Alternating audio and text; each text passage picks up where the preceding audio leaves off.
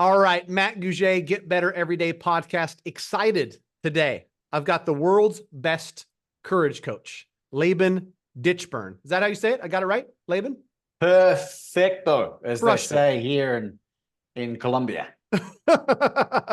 Author of Bet on You. I want to jump right into it, man, because we had a little bit of a talk offline. I think, what you do, specifically, coaching around just life is something valuable. And so where do you want to start? What is it that got you into this space? What is it that you love about what you do? And we'll start there. Well, first things first, Matt, I just want to acknowledge you for the work you're doing, mate. I've been researching you feverishly, and you said something before, I'll paraphrase, I don't share too much or get that vulnerable. I've seen 3 podcasts where you cry and open up. So, and I'm not laughing at you, I'm congratulating you for that, because that's a sign of a man who's in touch with his stuff, right? My stuff is really pretty innocuous. I'm a child of divorce, and it happened when I was 3.5, and it was a very, very dysfunctional divorce where mum and dad used the kids as leverage for pain and anger and hurt. And I'm a Cancerian, born June 27th, 1980, and I took on a lot of that emotion as an empath. And not that I really believe in star signs, but they talk about Cancerians being empathetic, and I took on a lot of that more than my 2 brothers, and it developed into a deep level of escapism when I was a young kid. TVs and movies, and when I got to 15, it became alcohol, and then it became gambling, and then drugs, incidentally, and then it became porn and negative self-talk and limiting beliefs, and manifested into a incurable autoimmune disease. And through the process of overcoming that, the universe, God, source, kind of taps you on the shoulder and says, right, now that you've come through that, you have an obligation to share this with people that want help. And that's where it stems from. And I know, having learned about, you've been sober for 11 years now, is that right? 12, yeah. 12 years. It all blurs after about 5 or 6, right? But yeah, it's huge. It's huge. And I know that's a large part of why you do what you do, getting better every day. So that's really the cliff notes. Awesome. Yeah. And I appreciate it. And thinking about it, I started Get Better Everyday podcast as a passion project. There's no monetization. There's no, dream of turning Get Better Everyday listeners into clients of any product I sell or anything like that. I just know that, through our conversation, through conversations I have with friends, there's people that are hurting, and like you did, and like I did, you turn to the wrong self-medication to medicate it. And so if I can breathe some light into anybody who's struggling, I think that is, far and away, if I were to say, a target audience, somebody who's got everything together, somebody who's got it all figured out, you probably don't need as much Get Better Every Day as somebody who's in the depths of what they think is a struggle only they're going through, right? And I think as I get older, we're actually born in the same year. Shout out to 1980. I realize we're walking around, everybody's got shit, man. Everybody's got something they're going through. Even people we're close to. Conversation I had yesterday, a friend of mine, no idea what he's going through behind closed doors. And he's hurt and broken and scared. All these things, man. And so I'd love to hear in your words, people have heard from me enough, what you found useful in your own transformation. Because I think that's what it is. And that's what excites me, is seeing somebody, no matter where you're at. I was dead in my driveway. I was broke, spiritually, emotionally, financially, everything.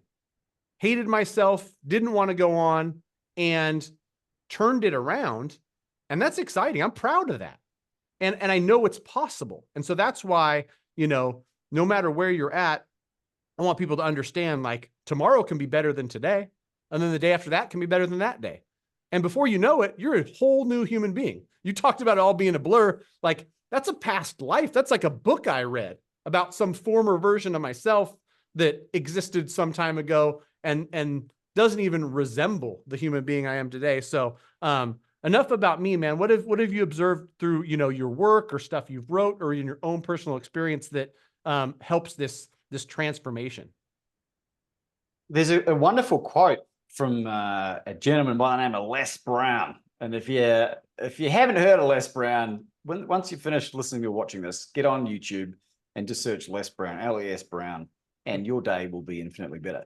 He says, Matt, and you've probably heard this 1,000 times, ask for help, not so that you appear weak, but so that you can remain strong, and keep asking for help until you get it. That's what I did. I thankfully didn't need to go through a formal rehab or 12-step program. I was a high-functioning addict. And I was able to reverse engineer the escapism by self-education, but that was kick-started off by being listened to for the first time in my life without judgment. So if you're going through a bunch of whatever, and you can find a resource that will listen without judgment, because the danger in telling your friends or family who aren't equipped to handle this stuff is that they'll try and solve your problem. And the last thing that any of us want is help with the situation unrequited. So find someone who listens without judgment. And for me, that was a lady by the name of Mary. And she was part of the Gamblers Helpline that I called back when I was living in Australia. This is in 2015. And the full story's in the book, right? But Mary, whose last name I'll never know, but let's just call her Mary Magdalene, because she was a guardian angel, whether she realized it or not, whether she wanted it or not. And she listened to me for the first time in my life without judgment. And I remember I was at home on a Wednesday night, midnight, gambling on a horse race in Hong Kong. I didn't even have a television. I was just F5ing the laptop and refreshing the page to see whether my bets had come in. Real pathological, degenerate gambling. And there was a phone number in the bottom left-hand corner of the screen for the Gamblers Helpline. Never seen it before, even though I've been on the website countless times. And I called the number without even thinking about it, and she picked up. When I finished, she shared a few things with me, Matt, that really shocked me into action. And one of them was about the incredibly high rates of suicide that problem gamblers experience, far higher than drugs, alcohol, or some of the other addictive behaviors. And that scared the life out of me.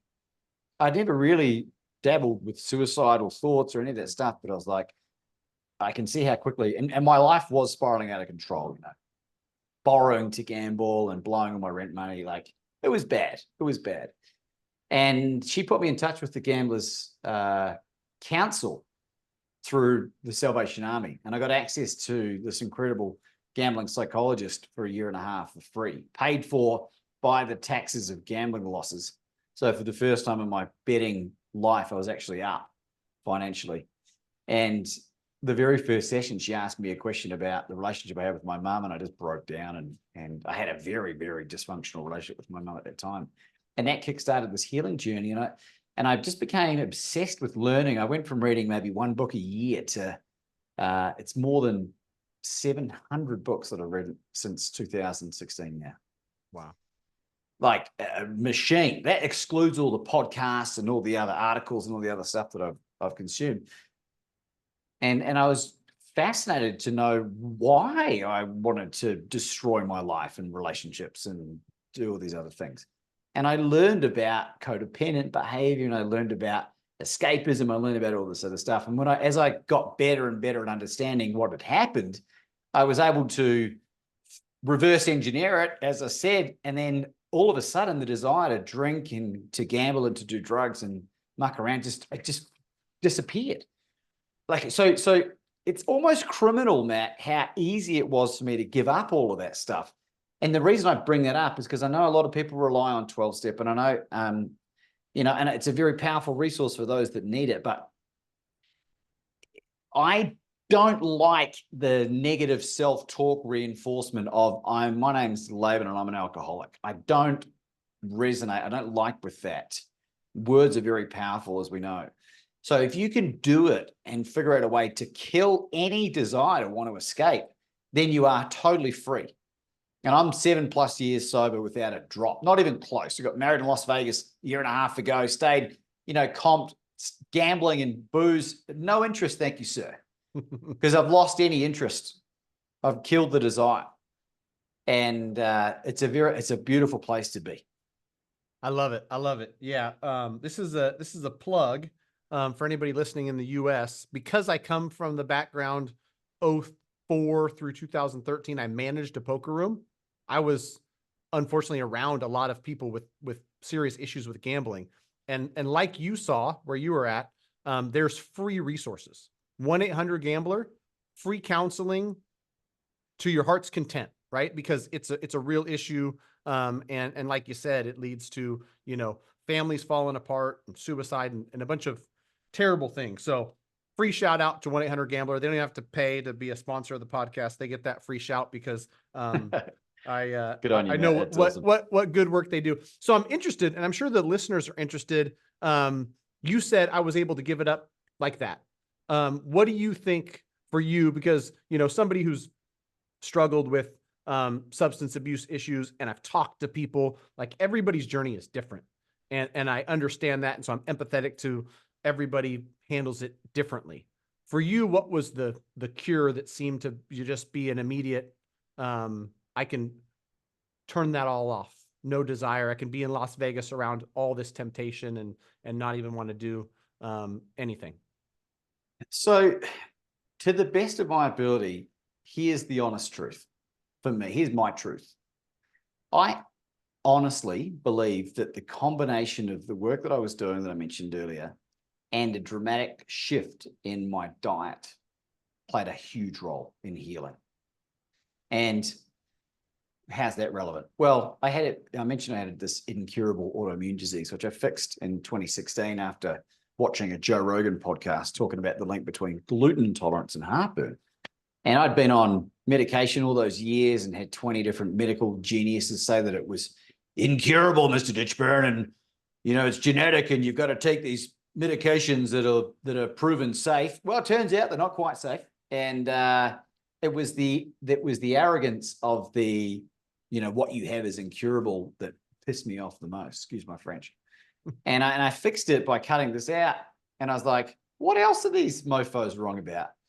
So I started to improve my physicality, and I ended up losing 60 pounds of body fat and putting on 30 pounds of muscle in 2 years, and turned into a savage athlete, to ultra marathoner, and out of nowhere. I went from running 3 miles in 2018 to 60 miles in 18 weeks. Wow. And I know you completed your marathon maybe last year or the year before. Congrats on that, which is a huge effort, and I ended up on an all meat diet. You might have heard of the carnivore diet, or people doing like a heavy keto diet. For me, it was necessary. I couldn't consume any plants because of the digestive issues that I'd had. And I just, the mental health benefits alone that I got, if you maybe pick one thing, it'd be the mental health. And don't take my word for it. There's plenty of other people that are experiencing similar stuff. And especially with addiction as well, because your gut is where 90% of the serotonin, dopamine, norepinephrine, all of the feel-good chemicals that we create in our body, most of it's in the gut. Now, they don't all get used in the body, but that's the place. So if you're ruining your gut with drugs, alcohol, the stress from gambling, whatever, there's no wonder people get suicidal and want to top themselves. Yeah. Yeah. Interesting, man. And it's great to hear and great to have an honest conversation.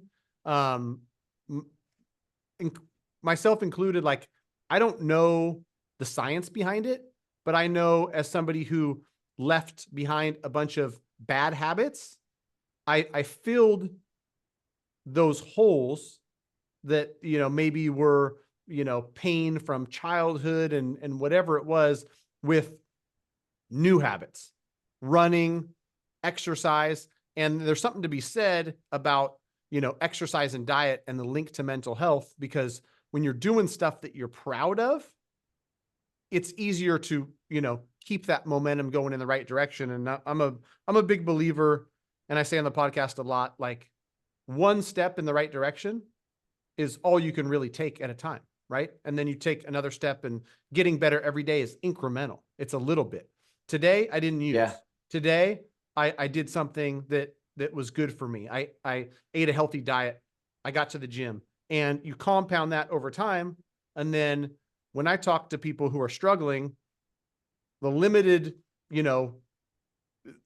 knowledge I have as far as any of the science goes, I go, listen, man, like, I'm far enough along now that I can see what my world looks like, what my life looks like, and what I feel like living this life.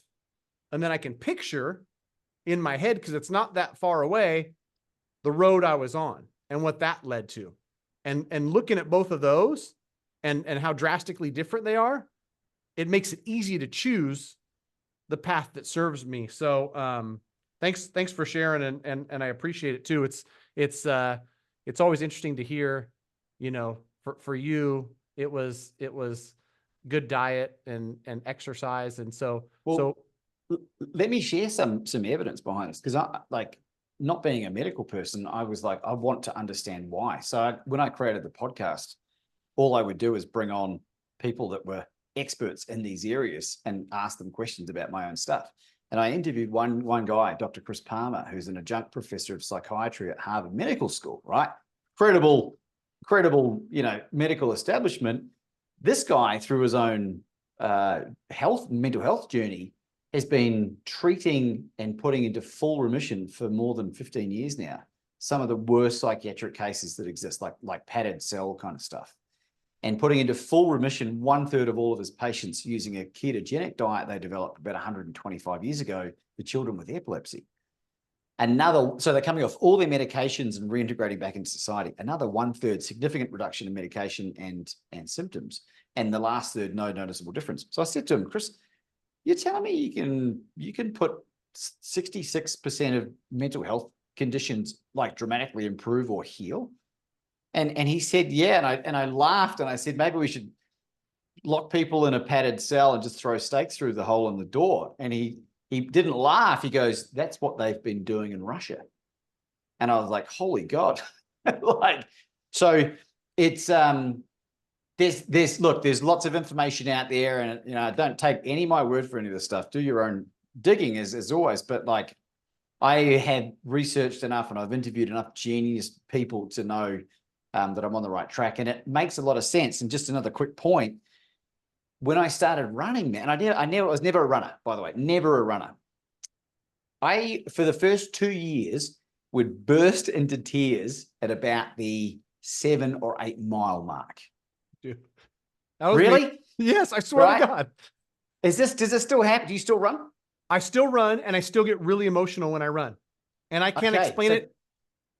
You today's your lucky day. And I'm going to tell you my personal experience. This is good. All right. So today might be your lucky day.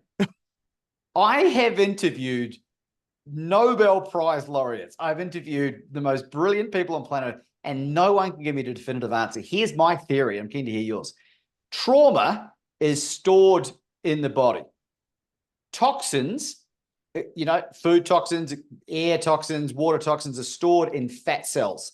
Because I was a low carb athlete, I was burning body fat as my primary fuel source. I wasn't loading up on gels and stuff. And I would run fasted often. So I'm already in a ketogenic state. My theory is that the stored trauma, for anyone who's read Bessel van der Kolk's Body Keeps the Score, was being chelated out, which means detoxified, out of my body by burning the fat. And I believe that those emotions were being released through that process, because it stopped after about 2.5 years. And I don't get emotional like that anymore. Wow. What's funny is I've never had this conversation about why. I've told people I get emotional when I run. And the only explanation I had for it was, running is kind of like everything else clears away, and it's just you and your thoughts. And for me, I felt like I was running, I was doing something good for myself, something that I was proud of. And I had all these thoughts about, look at me. Look at how far I've come.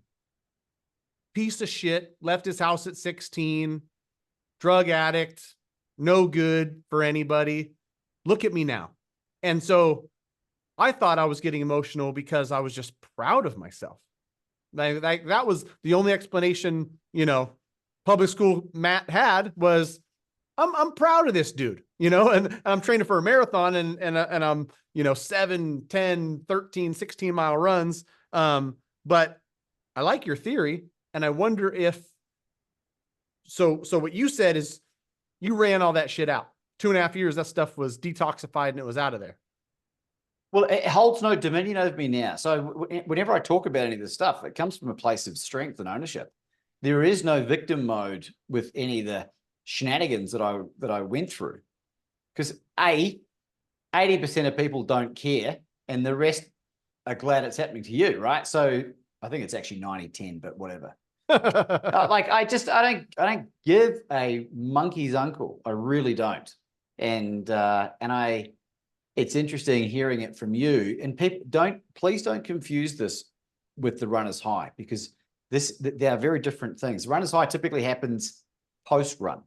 So to the best of my knowledge, but this stuff happened and then it doesn't anymore. And then all of a sudden I don't have any issues with my past. Hell of a coincidence. Yeah, that's awesome. And I think that, I never felt sorry for myself, partly because marathon training coincided with the audiobook of David Goggins. So in 2021, when I was training, I was listening to Can't Hurt Me. And then this year, I'm probably going to do a triathlon. And so I've got his new book, Never Finished, on audiobook that's making sure there's no chance I'm quit. There's no chance I'm stopping before whatever I plan to do that day is finished, because in Goggins' words, never finished. Well, that mofo is the reason that I started running ultra marathons. That's awesome. He is the reason. Yeah, he's the reason. So you said you weren't a runner, and I'm interested in this too. This is just a personal question, right? Is like, I'm a 210-pound guy, and I played pickup basketball and messed around as a kid. Never would really consider myself a high level athlete. But I enjoyed running, partly because I think it was my new drug of choice. It was my escape. It made me feel good. I ran the marathon, and trust me, it was hard. That was like about as, much as I felt like I could do. What are you running now? And how big of a, I guess, jump is it to go from maybe a marathon to a 50K or more? Well, here's the reason why I wasn't a runner to begin with. I don't know if this comes up in the thing. Yeah, that's a big boy. Like, don't confuse. And for those listening, I'm showing a photo of a young, fat Dr. Phil equivalent looking person.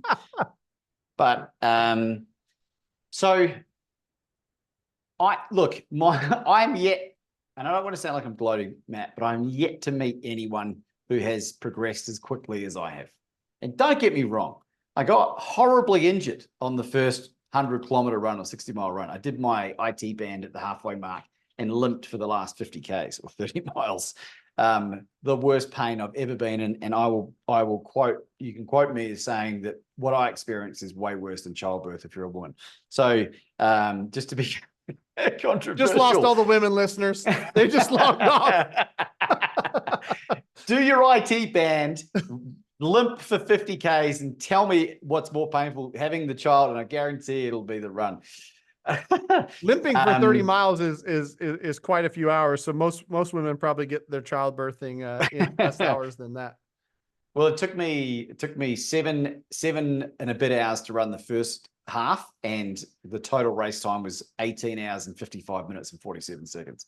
So I don't want you to feel sorry for me though, ladies, but and my wife and I are trying to get pregnant. So once she has a baby, then we can compare notes. Then you can't tell this story anymore.